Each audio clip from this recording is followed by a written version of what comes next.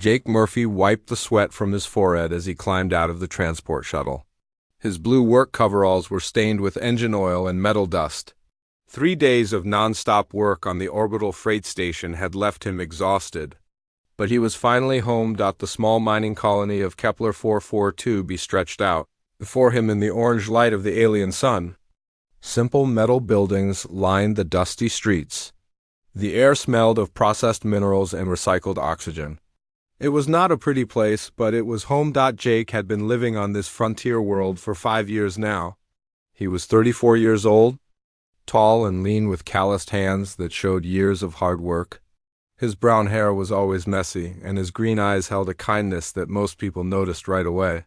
He was the colony's best mechanic, the man everyone called when their equipment broke down. The walk to his workshop took 10 minutes through the quiet colony streets. Most people were inside their homes, eating dinner or resting after another long day of mining work. Jake nodded to a few neighbors he passed. They all knew him well. He was the guy who fixed their broken machines and never charged too much for his work. Jake's workshop sat at the edge of the colony, a large metal building that served as both his workplace and his home. The front part was filled with tools, spare parts, and half-repaired machines. The back part was where he lived. It was simple but comfortable, with a small kitchen, a bed, and a chair by the window where he liked to read. But the most important thing in Jake's life was not in his workshop. It was the small creature he had rescued 6 months ago. As Jake walked toward his building, he expected to hear the familiar sound that always greeted him when he came home. A soft chirping noise, like a bird, but deeper and more musical. It was the sound his little friend made when he was happy to see Jake. Instead, Jake heard something that made his blood turn cold. Screaming. Not human screaming, but something else. High-pitched, desperate sounds that cut through the evening air like a knife. The sounds were coming from inside his workshop. Jake had never heard his little friend make noises like this before. In all the months they had been together, through sickness and health, through good days and bad days, he had never heard such sounds of pure terror and pain. Something was very, very wrong. Jake broke into a run. His heart pounded as he reached the door to his workshop. The screaming was louder now, and it was definitely coming from inside. He fumbled with his keys, his hands shaking as he tried to unlock the door. The creature making those awful sounds was Spark, a baby dragon that Jake had saved from poachers 6 months ago. Well, not a dragon like in the old Earth stories. This was a Draconis stellaris, a rare spaceborne creature that most people only heard about in legends. Jake remembered the day he found Spark. He had been working on a broken mining droid in the outer fields when he heard strange noises coming from a crashed ship. Inside, he found 3 dead poachers and a small, scared creature hiding in a corner. The creature was about the size of a house cat, with scales that shimmered like starlight and large, intelligent eyes the poachers had been trying to capture. The baby dragon, probably to sell it on the black market. Draconis stellaris were incredibly rare and valuable. Their blood could power starships, and their scales were used in the most advanced technology. Most people would have seen credits, signs when they looked at the little creature, but Jake saw something else. He saw a scared, hurt baby that needed help. He brought the creature home and nursed it back to health. He fed it, kept it warm, and slowly earned its trust. The little dragon, who Jake named Spark because of the way its scales caught the light, became his constant companion. Spark was incredibly smart. He could understand human speech, even if he could not speak it. He helped Jake in the workshop, holding tools in his small claws and warning him when equipment was about to break. The colonists loved Spark. Children would come by just to see. The little dragon and Spark seemed to enjoy the attention, but now Spark was screaming, and Jake had never been more scared in his life. Jake finally got the door open and rushed inside. The workshop was dark, except for a strange blue glow coming from the back room. The screaming was much louder now, and Jake could hear other sounds too. Strange voices speaking in a language he did not recognize. Jake grabbed a heavy wrench from his workbench and moved toward the back room. His hands were shaking, but his jaw was set with determination. Whatever was happening to Spark, Jake was going to stop it. The blue glow was getting brighter as Jake approached the back room. He could see shadows moving on the walls, and the screaming was almost unbearable now. Jake's heart was racing, but he forced himself to stay calm. Spark needed him to be smart, not just brave. Jake pressed himself against the wall beside the doorway to the back room. He took a deep breath and peered around the corner. What he saw made his blood boil with rage. 3 alien creatures were standing around a cage made of blue energy. Inside the cage, Spark was trapped and writhing in obvious pain. The aliens were tall and thin, with scaled skin and long, clawed fingers. Jake recognized them immediately. Zelkari. They were a species known throughout the galaxy for their cruelty and their love of credits. One of the Zelkari was holding a device that looked like a medical scanner. He was pointing it at Spark, and every time he activated it, the little dragon screamed. Jake could see small wounds on Spark's body where the aliens had been taking blood samples. The lead, Zelkari, was bigger than the other two. He had scars on his face and arms, and he wore expensive-looking armor. He was watching the scanner readings with obvious satisfaction. "Excellent," the lead Zelkari said in accented English. "The blood samples confirm it. This is definitely offspring of the Stellar Empress. Do you know how much this little creature is worth?" The other two Zelkari made hissing sounds that Jake thought might be laughter. "The neural fluid alone will sell for enough credits to buy a small planet," one of them said. "And the scale samples will keep the tech companies happy for years." Jake felt sick. These aliens were not just capturing Spark, they were slowly torturing him, taking pieces of him to sell to the highest bidder. The little dragon who had brought so much joy to the colony was being treated like a piece of valuable machinery, but Jake noticed something else. Spark's screams were not just random sounds of pain. There was a pattern to them, a rhythm that seemed almost like a signal. Jake had spent months with Spark, learning to understand the little dragon's different sounds and movements. This was not just screaming. This was a call for help. Jake gripped his wrench tighter and prepared to act. He was just one human against 3 dangerous aliens, but he did not care. Spark was his friend, his family, and Jake would rather die than let these monsters hurt him. The Zelkari had made a big mistake coming to his workshop. They thought they were dealing with a simple human mechanic who would be too scared to fight back. They had no idea what Jake was capable of when someone he cared about was in danger. Jake took another deep breath and prepared to show these aliens what humans could do when they were protecting someone they loved. Jake took a deep breath and stepped into the back room. The 3 Zelkari turned toward him, their yellow eyes glowing in the blue light from the energy cage. The lead alien, the one with the scars, smiled. It was not a friendly smile. "Ah, the human returns," the scarred Zelkari said. His voice was smooth and cold. "Perfect timing. We were just finishing our work." Jake looked at Spark in the energy cage. The little dragon was still making those terrible sounds, but now his big eyes were looking at Jake with desperate hope. There were small cuts on Spark's body, and Jake could see tiny machines attached to his scales. The aliens were slowly draining his blood and taking samples of everything. "Let him go," Jake said. His voice was steady, but inside he was burning with rage. "Let him go right now." The 3 Zelkari made those hissing sounds again. The lead. One stepped closer to Jake. He was almost 7 feet tall, and his clawed hands looked like they could cut through metal. "You do not understand, human," the alien said. "This creature is not a pet. It is the most valuable thing in this sector of the galaxy. Do you know what you have been feeding scraps to for the past 6 months?" Jake did not answer. He was looking at Spark, trying to figure out how to break the energy cage without hurting the little dragon. "This is not just any baby dragon," the Zelkari continued. "This is the offspring of the Stellar Empress herself, the last known adult of its kind. We have been tracking it for months." The alien walked over to a portable computer that was displaying readings from the machines attached to Spark. Numbers and symbols flashed across the screen in the Zelkari language. "The blood of a Stellar Empress child can power a starship for 10 years, the alien said. "The neural fluid in its brain can enhance computer systems beyond anything currently available. The scales can be used to build armor that is stronger. Then Diamond. Jake felt sick. These aliens were talking about Spark like he was just a collection of valuable parts. But the most valuable part, the lead Zelkari said, is the quantum neural network in its brain. Every Draconis Stellaris is connected to every other one through space and time. When we harvest this network, we will be able to track and capture every remaining dragon in the galaxy.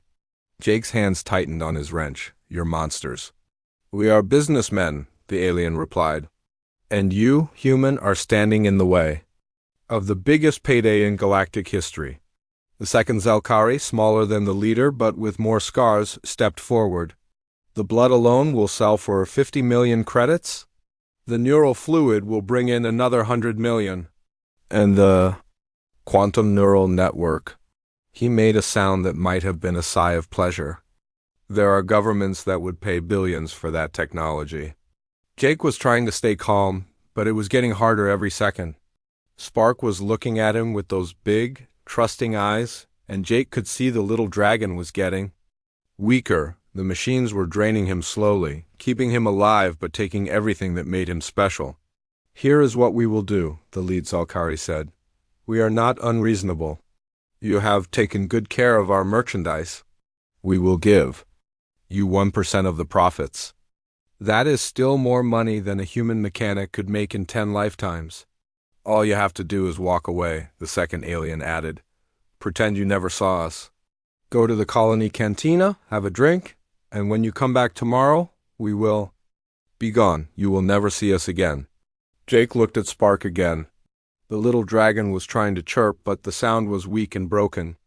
Jake remembered all the times Spark had helped him in the workshop, holding tools and warning him about dangerous equipment. He remembered how Spark would curl up next to him when he was reading, making soft, happy sounds. He remembered how the children in the colony would laugh and clap when Spark did his little tricks. No, Jake said. The three Zelkari looked at each other. The lead one tilted his head like he had not heard correctly. What did you say, human? I said no, Jake repeated. You're not taking him. You're not hurting him anymore. And you're getting out of my workshop right now, the alien started laughing. It was a harsh, ugly sound. You think you can stop us? The lead Zelkari asked. You are one small human with a primitive tool. We are 3 Zelkari hunters with military-grade equipment. We have killed creatures 10 times your size. Jake looked around the room. His workshop was filled with tools and equipment, but most of it was civilian-grade repair stuff. Nothing that could break through an energy cage or fight off 3-armed aliens, but Jake noticed something the Zelkari had missed. Spark's screaming had changed. It was still the same desperate sound, but now there was something else mixed in. A deep, resonant tone that seemed to vibrate through the metal walls of the workshop. Jake had heard that sound before. Months ago, when he first found Spark, it was the sound baby dragons made when they were calling for their parents. You have made a mistake, Jake said quietly. Oh, really? The lead Zelkari said. And what mistake is that? You tortured him, Jake said. You hurt him so badly that he started calling for help. And you know what? I think someone hurt him. The aliens looked confused. The lead one checked his scanner and frowned. There are no other dragons in this system, he said. We scanned the entire sector. The Stellar Empress has been missing for decades. Most people think she is dead. Most people are wrong, Jake said. As if on cue, every piece of electronic equipment in the workshop started humming. The lights flickered and the computer screens filled with static.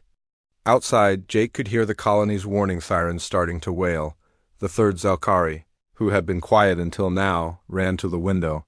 He looked out at the night sky and made a sound of pure terror. Impossible, he whispered. What is it? The leader demanded. Look at the sky, the third alien said. His voice was shaking. Jake and the other 2 Zelkari moved to the window. What they saw made Jake's heart skip a beat. The stars were moving. No, not moving. They were being blocked out by something huge, something that was getting closer. She is here, the third Zelkari said. The Stellar Empress. She is here. The lead Zelkari's face went pale. That is impossible. Our intelligence said she was dead. No one has seen her in 50 years. Your intelligence was wrong, Jake said. He was looking at Spark, who had stopped screaming and was now making soft, hopeful sounds. You tortured her baby. You hurt the most important thing in her universe.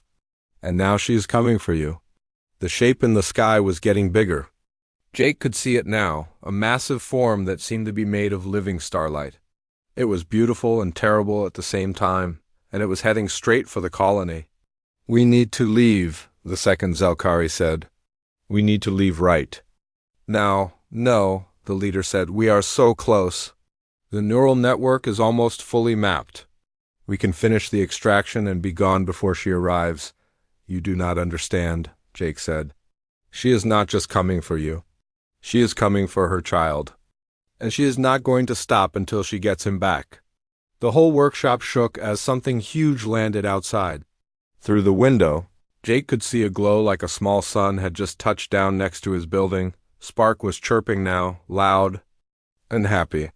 The little dragon knew his mother had come to save him. The three Zelkari looked at each other with fear in their eyes. They had come to capture a baby dragon and make themselves rich. Instead, they had awakened something that legends were made of. The Stellar Empress had arrived, and she was not happy. The ground shook again, and Jake could hear the sound of massive footsteps outside his workshop.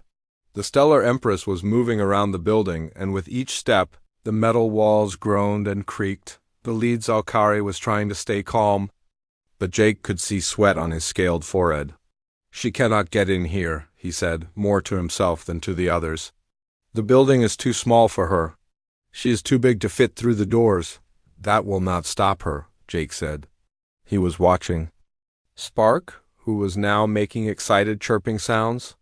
She will tear this place apart piece by piece if she has to.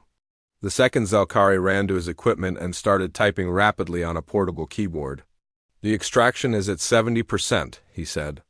We need 10 more minutes to get the complete neural network map. We do not have 10 minutes, the third alien said. He was still looking out the window, his yellow eyes wide with fear. She is enormous. I have never seen anything so big. Jake took a step toward the energy cage where Spark was trapped. The lead Zelkari immediately pointed a weapon at him. Stay back, human, the alien said. You have caused enough trouble already. I have caused trouble?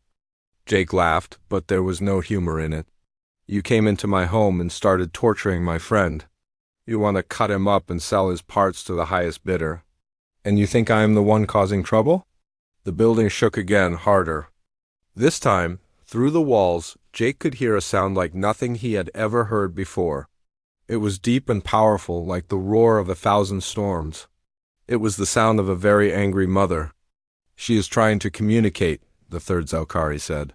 The Stellar Empress is trying to talk to us. What is she saying? The leader asked. The third alien was working with a translation device. After a moment, he looked up with terror in his eyes. She is asking for her child to be returned. She is offering to let us leave alive if we give him back right now, the leader thought for a moment. Tell her we want to negotiate. Tell her we will trade the child for safe passage out of the system. Are you insane? The second Zelkari said. She could destroy our ship with a thought. She could level this entire colony. We should take her offer and run. We are so close, the leader said. The neural network data is worth more than anything we have ever captured. We can retire on this one job. Jake was getting angry. These aliens were talking about Spark like he was just a product to be sold. They did not care that he was a living being with feelings and intelligence. They only cared about money. You know what your problem is? Jake said. The three Zelkari looked at him. You think humans are weak, Jake continued. You think we are just primitive mammals who do not understand the value of things? You think you can come into our homes and take what you want because we are too stupid or too scared to stop you? The lead Zelkari smiled that cold smile again. Are we wrong? Jake reached into his pocket and pulled out a small device. It looked like a simple communication unit, but the Zelkari did not know what it really was. See, the thing about humans, Jake said, is that we are really good at making friends. And we are really good at preparing for trouble. Jake pressed a button on the device. Instantly, every door in the workshop slammed shut. Heavy metal barriers dropped down over the windows. The lights changed from normal white to emergency red. And somewhere in the walls, Jake could hear the sound of weapon systems powering up. The three Zelkari spun around, looking for the source of the sounds. The lead one pointed his weapon at Jake. "What did you do?" he demanded. "I activated the security protocols," Jake said calmly. "See, this is not just a workshop. This is a fortress. And you three are now trapped inside with me." The second Zelkari ran to the door and tried to open it. It would not budge. He pulled out a cutting tool and tried to burn through the metal, but the door was made of reinforced steel that could withstand plasma fire. "Impossible," the leader said. "You are just a mechanic. How do you have military-grade security?" Jake smiled for the first time since he had come home. "I was not always a mechanic. Before I came to this colony, I was a human military engineer. I helped design the defense systems for 3 different worlds." The third Zelkari was scanning the walls with his equipment. "The entire building is armored," he said. "And there are weapons hidden in the walls." "Lots of weapons. That is right," Jake said. "I came to this colony to get away from war, but I did not come unprepared. I built this place to be safe from raiders, pirates, and anyone else who might want to cause trouble." The lead Zelkari was looking around the room with new eyes. Now he could see what he had missed before. The walls were too thick for a normal building. The ceiling was reinforced with metal beams, and there were small holes in the walls that could hide weapons. "You are not just a mechanic," he said. "No," Jake agreed. "I am a human. And humans have a reputation in this galaxy for being unpredictable. We make friends with creatures that other species fear. We build things that should not work. And we fight battles that we should not be able to win." The building shook again, and this time they could hear the sound of metal bending. The Stellar Empress was getting impatient. "She's going to break in," the second Zelkari said. "The building will not hold her. Actually, it will," Jake said. "I built this place to withstand a lot of damage, but here is the thing. I do not want to keep her out. I want to keep you in." Jake pressed another button on his device. The energy cage holding Spark flickered and went out. The little dragon immediately flew to Jake and landed on his shoulder, chirping happily. "You see," Jake said, scratching Spark. "Under the chin, while you were busy torturing my friend, he was calling for help. And not just from his mother. He was calling through the quantum neural network that connects all dragons. Every dragon in the galaxy now knows what you did to him." The third Zelkari checked his scanner. "He is right. The network is active. The signal has spread across multiple star systems. And here is the best part," Jake continued. "Humans and dragons have been allies for over 100 years. We have treaties, trade agreements, and mutual defense pacts. When you hurt Spark, you did not just anger the Stellar Empress. You made an enemy of the entire human race." The lead Zelkari was starting to look worried. "You are bluffing. One human mechanic cannot threaten the Zelkari Empire." "Maybe not," Jake said. "But I'm not just one human mechanic. I am a human mechanic with a baby dragon, a really angry dragon mother outside, and a fortress full of weapons. And you know what? I think those are pretty good odds." The building shook one more time, and then everything went quiet. The Stellar Empress had stopped moving around outside. "She is waiting," Jake said. "She is waiting to see what I do with you. Because she knows that humans do not just make friends with dragons. We protect them, we fight for them, and we never, ever let anyone hurt them." Jake looked at each of the 3 Zelkari in turn. "So here is what is going to happen. You are going to put down your weapons. You are going to sit in the corner and wait, and then you are going to explain to the Stellar Empress why you thought it was a good idea to torture her child."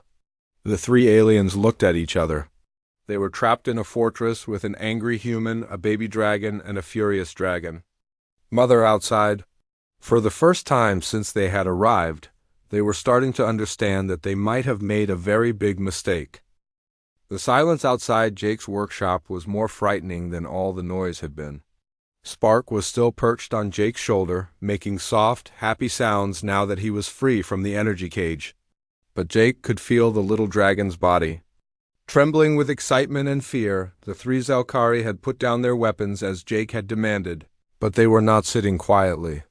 The lead hunter was pacing back and forth like a caged animal, his yellow eyes darting between the sealed doors and the human who had trapped them. "This is not over," the scarred alien said. "Even if the Stellar Empress kills us, the Zelkari Empire will send more hunters. They will never stop looking for creatures like this one." Jake was checking Spark for injuries, gently touching the small cuts where the aliens had taken their blood samples. The little dragon winced but did not pull away. He trusted Jake completely. "Maybe," Jake said without looking up. "But that is a problem for tomorrow. Today you have to deal with her." As if she had heard him, the Stellar Empress spoke. Her voice came from everywhere at once, vibrating through the metal walls of the workshop. When she spoke, it was not in any language Jake recognized, but somehow he understood every word. "Little ones inside the metal shell," the voice said, "deep and powerful like distant thunder. I have come for my child. Release him, and I will grant you a quick death instead of the slow one you deserve." The third Zelkari, the one who had been operating the translation equipment, was shaking so hard he could barely stand. "She is not speaking Zelkari," he said. "She is not speaking any language. She is speaking directly into our minds." Jake felt a strange, tingling sensation in his head. The Stellar Empress was trying to communicate with him too, but it felt different than what she had said to the Zelkari. It felt like a question. "She wants to know who I am," Jake said, realizing what was happening. "She can sense that I am different from you three." The lead Zelkari stopped pacing. "What do you mean?" Before Jake could answer, the wall of the workshop began to glow. Not with heat or electricity, but with a soft, warm light that seemed to come from within the metal itself. The light spread across the wall like water, forming patterns that looked almost like writing. "She is scanning the building," the second Zelkari said. "She is learning about what is inside." Jake could feel the Stellar Empress's presence in his mind, gentle but incredibly powerful. She was looking through his memories, seeing the day he had found Spark, the months of care he had given the little dragon, and the love that had grown between them. For a moment, Jake felt dizzy. The Stellar Empress was ancient, older than human civilization, and her mind was vast beyond anything he could imagine. But there was something else there too, pain, loneliness, and a fierce, protective love for her child. "She has been alone for so long," Jake whispered. "She thought Spark was dead. She thought she was the last of her kind." The warm light on the wall began to change, forming new patterns. Now Jake could see images in the light. He saw the Stellar Empress when she was younger, surrounded by other dragons among the stars. He saw great cities of crystal and light where dragons and other species lived together in peace. And he saw the wars that had destroyed it all, leaving her alone in the darkness of space. "She is showing me her history," Jake said. "She is showing me what happened to her people." The Zelkari were watching the wall with fascination and terror. They had never seen anything like this before. "The Dragon Wars," the lead hunter said quietly. "They happened 300 years ago. We thought they were just legends." "They were not legends," Jake said. He was seeing more images now. "They were real, and your people were part of them." The images on the wall showed Zelkari ships attacking dragon nests, capturing young dragons and harvesting their blood and scales. Jake saw the Stellar Empress fighting desperately to protect her people, but there were too many enemies. One by one, the dragons fell until only she remained. "She has been hiding for 3 centuries, Jake said. "Waiting, hoping that someday she would find another of her kind." And then she sensed Spark's birth. The light on the wall began to pulse faster, and Jake could feel the Stellar Empress's anger growing. She had seen the machines the Zelkari had used on Spark, the blood they had taken, the pain they had caused. "She's getting angry," the third Zelkari said, "really angry." The building began to shake again, but this time it was different. The shaking was rhythmic, like a heartbeat, and with each pulse, the air in the workshop grew warmer. "She is heating up," Jake realized. "She is getting ready to attack." The lead Zelkari pulled out a communication device and started speaking rapidly in his own language. "I am calling for backup," he said. Our ship is still in orbit. They can provide covering fire while we escape. That will not work, Jake said. She is not just a big animal. She is intelligent. She knows about technology, about weapons, about tactics. She has been fighting for 300 years. As if to prove his point, there was a bright flash of light outside the workshop. Through the sealed windows, Jake could see the wreckage of a Zalkari ship falling from the sky in burning pieces. She destroyed our ship, the second Zalkari said. How did she do that so fast? Dragons do not just breathe fire, Jake said. They can generate plasma hot enough to cut through starship armor.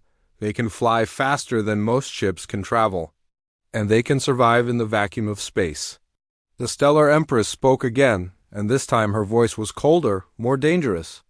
The metal shell protects you for now, she said. But I have all the time in the universe. I will wait here until you surrender my child or until you die of thirst. Your choice. Jake looked at Spark, who was now making soft trilling sounds. The little dragon was trying to communicate with his mother, but the thick walls of the workshop were blocking most of the signal. She does not know that Spark is already free, Jake realized. She thinks he is still trapped. Jake made a decision. He walked over to the control panel for the workshop's security system and placed his hand on the scanner. The system beeped and asked for confirmation. What are you doing? The lead Zalkari demanded. I am opening the door, Jake said. I am going to let her see that Spark is safe. You cannot do that, the second alien said. She will kill all of us. She will kill you, Jake corrected. But maybe not me. See, I have something you do not have. What? Jake smiled and scratched Spark under the chin. The little dragon chirped happily and nuzzled against his hand. I have her trust, Jake said. For 6 months, I have been taking care of her child. I have fed him, protected him, and loved him like he was my own. She has seen that in my memories. She knows I am not her enemy. The security system finished its confirmation sequence and the main door of the workshop began to open. Cool night air flowed in, carrying with it the scent of ozone and something else. Something that smelled like starlight and ancient power, standing in the doorway, silhouetted against the night sky, was the Stellar Empress. She was even more magnificent than Jake had imagined. Her scales shimmered with colors that had no names, and her eyes held the wisdom of eons. She was beautiful and terrible, and Jake could feel the power radiating from her like heat from a star, but when she saw Spark perched on Jake's shoulder, her fierce expression softened. She made a sound, low and gentle, that was clearly a mother. Calling to her child, Spark launched himself from Jake's shoulder and flew to his mother. The Stellar Empress caught him gently in her massive claws and held him close. Crooning softly in the ancient dragon language, for a moment Jake felt privileged to witness something incredibly rare. The reunion of a mother and child, who had been separated by fate and the cruelty of others. But then the Stellar Empress looked at the 3 Zalkari, and her expression became cold again. The temperature in the workshop dropped 10 degrees. Now, she said, her voice like winter wind, we will discuss what happens to those who hurt my child. The Stellar Empress stood in the doorway of Jake's workshop, holding Spark gently against her massive chest. The little dragon was making happy chirping sounds as he nuzzled against his mother's warm scales. For the first time in months, Spark felt completely safe, but the 3 Zalkari were not feeling safe at all. They huddled together in the corner of the workshop, their yellow eyes wide with terror. The lead hunter was still trying to appear brave, but his hands were shaking.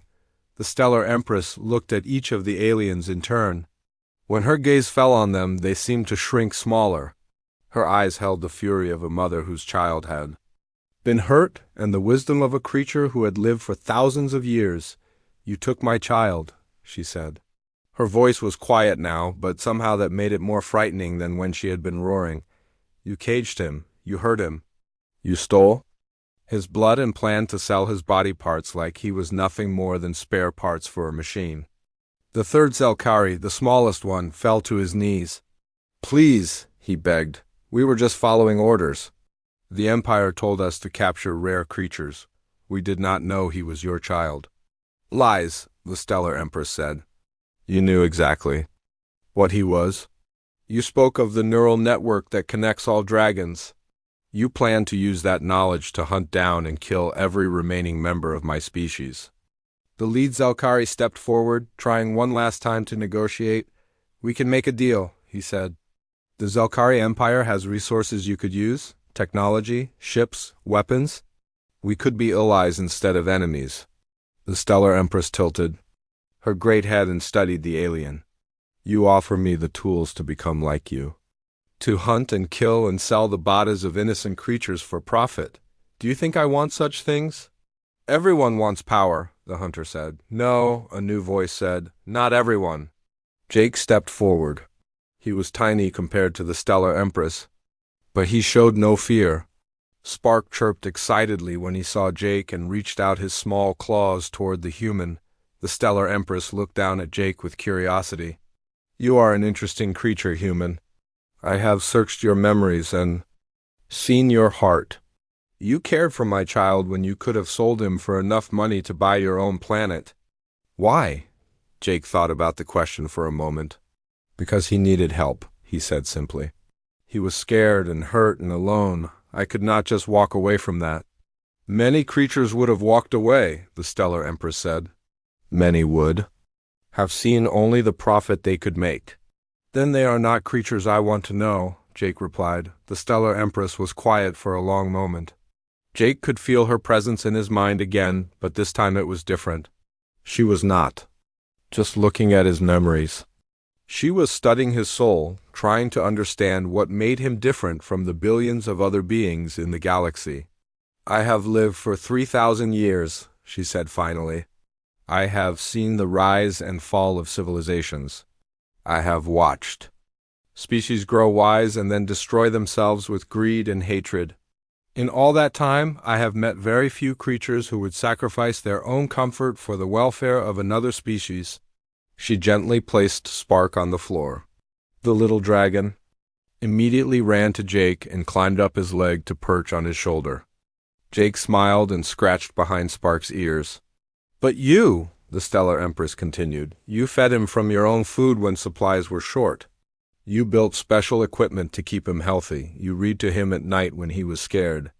You loved him like he was your own child. Jake felt his cheeks get warm. He was not used to being praised, especially by a creature as magnificent as the Stellar Empress. Anyone would have done the same thing, he said. No, the Stellar Empress said firmly. They would not, and that is what makes you special. She turned her attention back to the three Zelkari. As for you three, you have committed crimes against my family. In the old days, I would have burned you to ash where you stand. The hunters trembled, waiting for death. But, the Stellar Empress continued, this human has shown me something I had forgotten. He has shown me that there is still mercy in the universe, still kindness, still hope. She walked closer to the aliens, each step making the floor shake. So I will give you a choice. You can return to your empire and tell them what happened here. Tell them that the Stellar Empress has returned, and that she is not alone. Tell them that humans and dragons are allies now, and that anyone who harms our young will face justice. The lead hunter looked up hopefully. And if we do this, you will let us live? I will let you live, the Stellar Empress confirmed. But you will carry a mark that all dragons will recognize. Every dragon in the galaxy will know what you tried to do to my child. If you ever harm another dragon, or if you ever try to capture one again, that mark will burn you from the inside out. She breathed gently on each of the three aliens. Where her breath touched them, their scales began to change color, forming intricate patterns that glowed with soft blue light. Now go, she said. Take your broken ship and your broken dreams and leave this place. And remember that mercy is a gift that is only given once. The three Zelkari scrambled to their feet and ran from the workshop as fast as they could. Within minutes, Jake could hear the sound of their emergency shuttle launching into the night sky when they were gone. The Stellar Empress turned back to Jake. Now we must talk, you and I? Jake was not sure what to expect. Had he done something wrong? Was she angry that he had kept Spark for so long without trying to find his real family? But when the Stellar Empress spoke, her voice was warm and gentle. I want to offer you something that has never been offered to a non-dragon before. What is that? Jake asked. I want to make you part of our family, she said. I want to adopt you into the clan of the Stellar Dragons with all the rights and responsibilities that come with such an honor. Jake felt his mouth fall open. I do not understand. You have proven that you can love a dragon child as your own, the Stellar Empress explained. You have shown courage in defending him and wisdom in caring for him. These are the qualities we value most in our people. She touched Jake gently on the forehead with one massive claw. Immediately, Jake felt a warm sensation spreading through his body. He could feel new knowledge flowing into his mind. The ancient language of the dragons, their history, their customs. I am creating a neural bond between us, the Stellar Empress said. You will always be able to communicate with dragons, no matter how far apart you are. You will be able to sense when they are in danger, and they will be able to sense the same about you. The warm feeling reached Jake's heart, and suddenly he could feel Spark's emotions as clearly as his own. The little dragon was radiating happiness and love. But most importantly, the Stellar Empress continued, you will be Spark's official guardian. Not his owner, but his family. You will help him grow and learn, and when he is old enough, you will help him find his place in the universe. Jake looked at Spark, who chirped excitedly and nuzzled against his neck. I would be honored, Jake said. The Stellar Empress smiled, an expression that transformed her fierce features into something beautiful and peaceful. Then it is done. You are now a member of the Draconis Stellaris clan, the first human ever to receive such an honor. She stepped back and spread her magnificent wings. I must go now. There are other dragons scattered across the galaxy, hiding in fear and loneliness. I must find them and tell them that it is safe to come home. But I will return often to visit. My family, both of us? Jake asked. Both of you, she confirmed. Take care of each other. And remember that love is the strongest force in the universe. It can bridge any gap, overcome any obstacle, and unite any two hearts, no matter how different they may seem. With that, she launched herself into the night sky. Jake and Spark watched from the doorway as she soared upward, her scales catching the starlight until she looked like a new constellation moving across the heavens. Spark settled more comfortably on Jake's shoulder and made a soft, contented sound. Jake scratched behind the little dragon's ears and smiled. Well, buddy, he said, I guess it is just you and me again. Ready to get back to work? Spark chirped happily and flew to Jake's workbench, where he picked up a wrench in his small claws and offered it to his guardian. Together, human and dragon began the work of rebuilding their home and their life, knowing that they would never be alone again. In the months that followed, Jake's workshop became something more than just a repair shop. It became a sanctuary for lost creatures, a meeting place for unlikely friends, and a symbol of hope for anyone who believed that love could conquer hatred. And throughout the galaxy, the story spread of the human mechanic who heard a baby dragon's screams and chose to stand against the universe itself to answer them. It became legend, then myth, then truth that children of a dozen species would hear at bedtime, the story of Jake Murphy and Spark, and the day that changed everything.